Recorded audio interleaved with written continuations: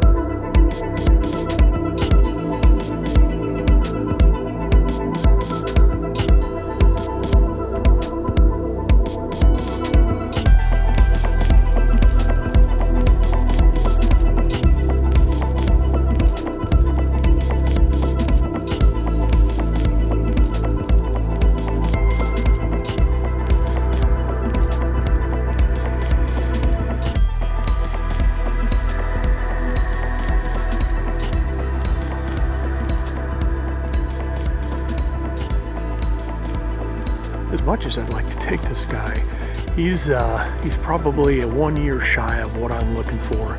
So we're gonna try again next year on this guy. But boy, I tell you what, a lot of fun getting out here, enjoying the fresh air, watching the sun come up in the morning, and just enjoying the wildlife. We've seen lots of critters this morning, but nothing we want to shoot. Right now we're looking for a doe, a spike, and or a really large buck. So I guess we're gonna give it a little more time here in the blind, and then we're gonna head on in. So thank you for joining us, folks, here on A Sportsman's Life.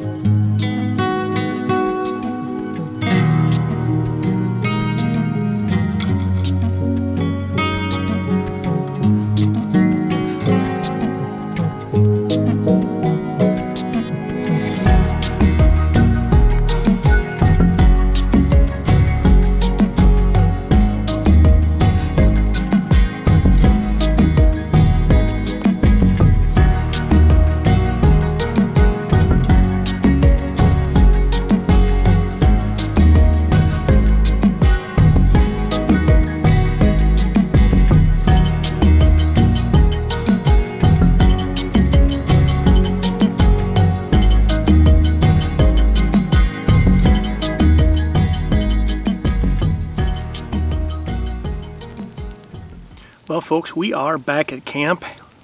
Beautiful, beautiful morning in the blind.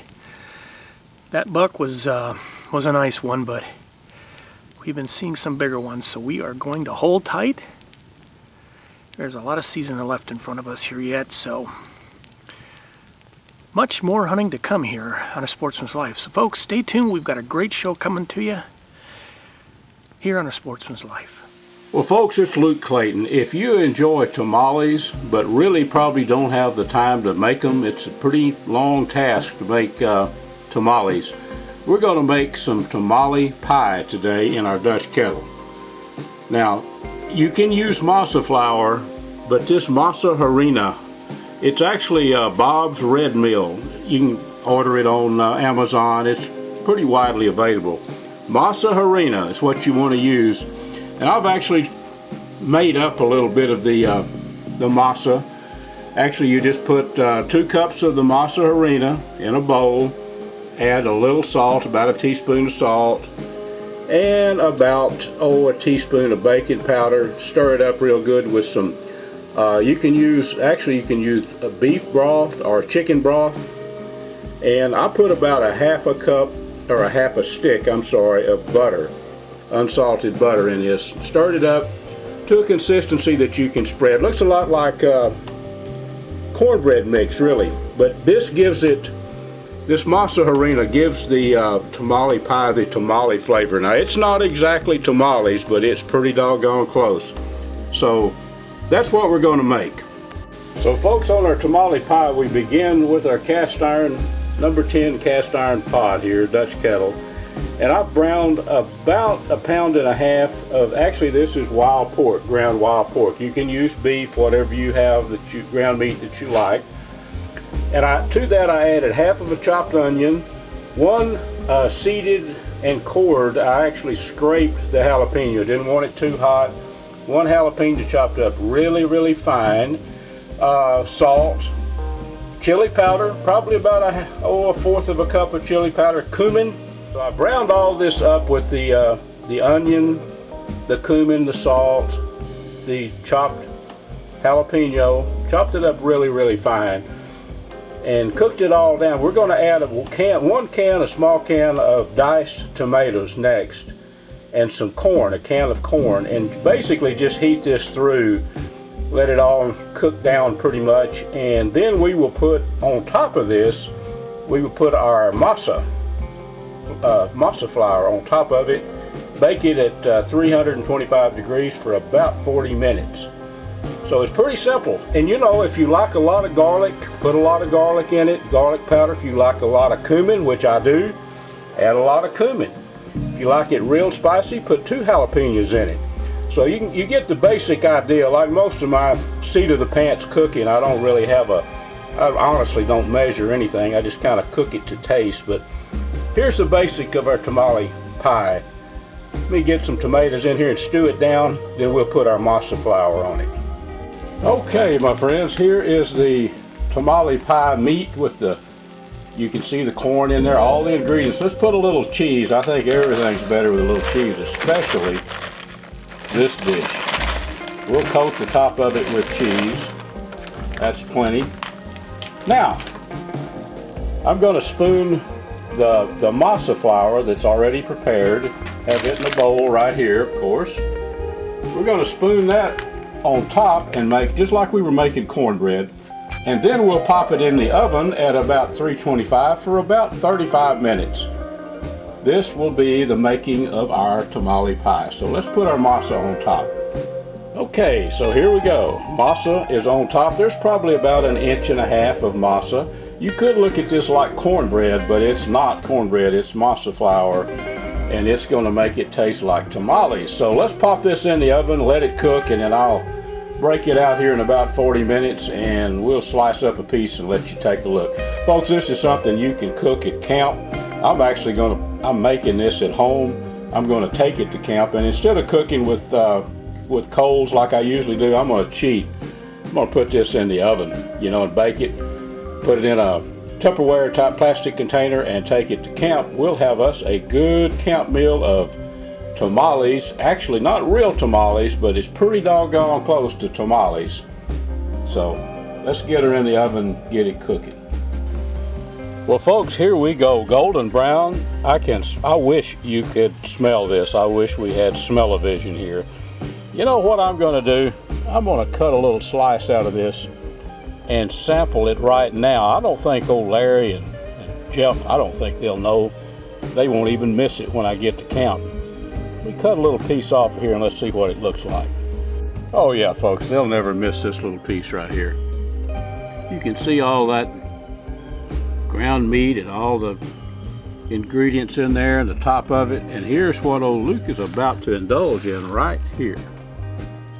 They'll never know, they'll never miss it, I can guarantee you. What we have here today, you can barely see up front here, but I have sorted out things to use to get a fire started. Now, if it's wet outside, it makes it much more challenging. But I will tell you, the first things to dry out in the woods are small tinder, you know, little grasses and stuff like that. This stuff will dry out quicker than anything. So it's important to try to find some type of grass. We're in East Texas, so we have pine needles. And we'll talk a little bit about pine, how important pine is to starting a fire. Pine actually has a pitch in it, in the bark, in the wood, in the pine cones, and that allows you, it's like fuel for your fire. It really helps you get a fire going. I grew up in Wisconsin, and I do know that the birch tree up in Wisconsin, if you take the bark off of a birch tree, it's like gasoline. You light that birch bark and it burns like crazy. Having something like that available when you're trying to start a fire is imperative. So really the first thing is, what if things are wet and you can't start a fire? You know, you got to find something dry. You have to find something that will burn. And I've been out in the woods where we just had that situation. So I've cut off a piece of my shoelace right there. Maybe kind of hard for you to see, but even a shoelace, it's been on my shoe, it's dry, and you're able to start a fire by using this. You just pull out the fibers in the shoelace, as you can see here, and we can light that, okay? So we'll put that in the bottom of our pit here as we get started, but because it's dry today, or even if it's wet, what you want to do is you want to dig under the wet leaves, flip them over, because leaves will protect stuff from underneath it. So if there's pine needles or grasses underneath a wet leaf and you flip it over, look for dry stuff, or maybe there's a log laying in the forest.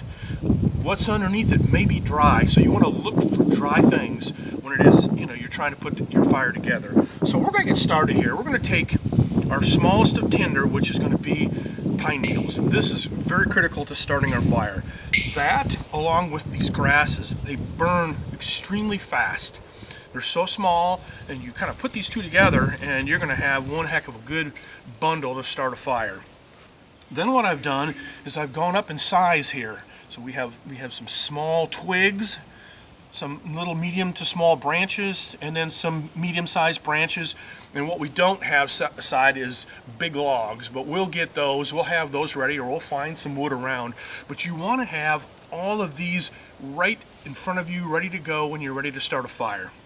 You want to be lighting this grass and then running off looking for a twig, because this is going to burn out by the time you find enough twigs to put on this thing.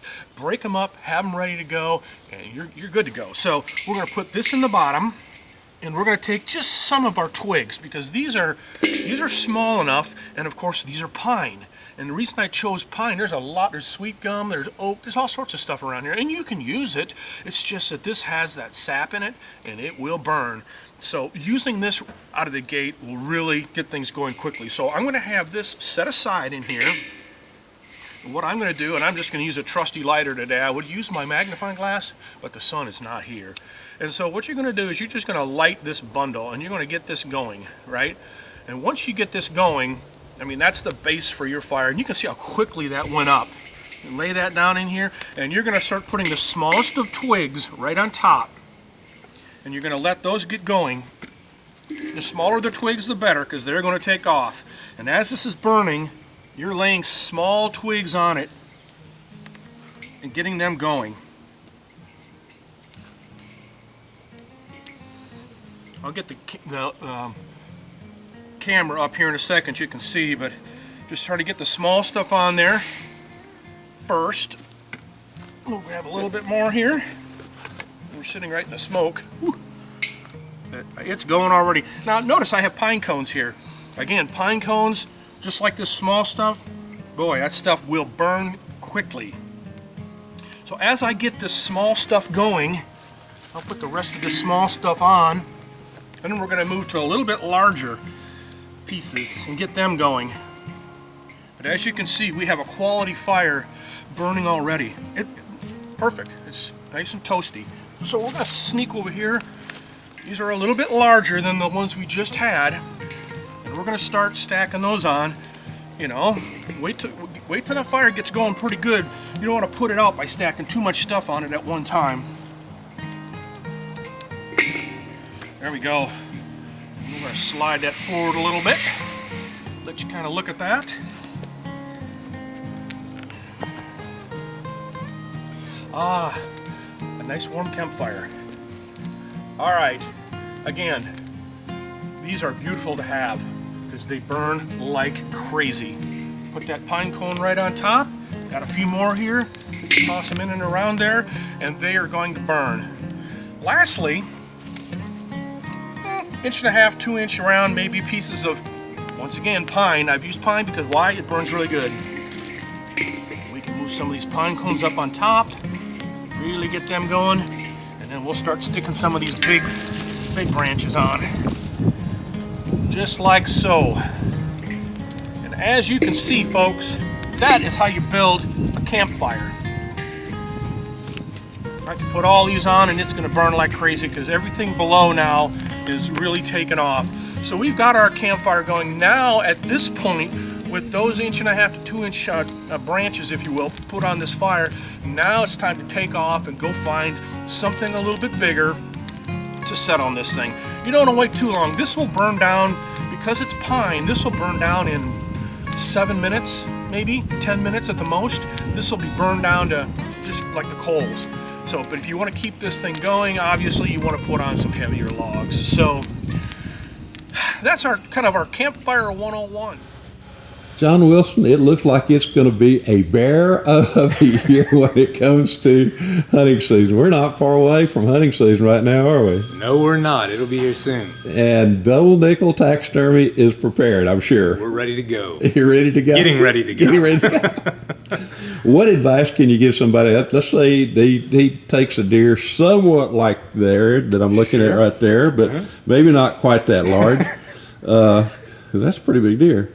Let's say, okay, I want to have a head mounted this year. What's the best advice that you can give me as far as getting it to you? You bet.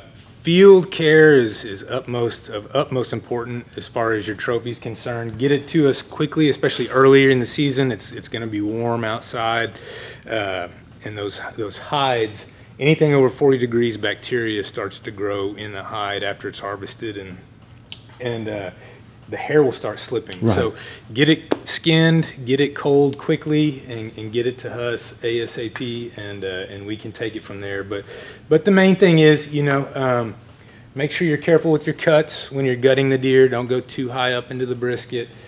Shot placement, think about that before you shoot the deer right in the front of the center of the neck here. Right. All those little things will come into play later when we put the animal back together for you. So all those preventative measurements will pay dividends. How do they get best in touch with you? The best way to do it is either to call us at 830-237-9481. You can get us online. Our website's doublenickeltaxidermy.com. Facebook, Instagram, we respond to that as well. Give me that number one more time. You bet. It's 830-237-9481. Thank you. If you want a quality mount, right here is where you want to come, to Double Nickle Taxidermy. Thank you, John. Thank you. See y'all next week. And a special thanks to these fine sponsors: Air Force Air Guns, B&B Charcoal, Dallas Safari Club, Hornaday, Pyramid Air, Taurus Firearms, Sightmark, Smokin' Tex, Snaplock Hunting Blinds, TRHP Outdoors, and Striper Express.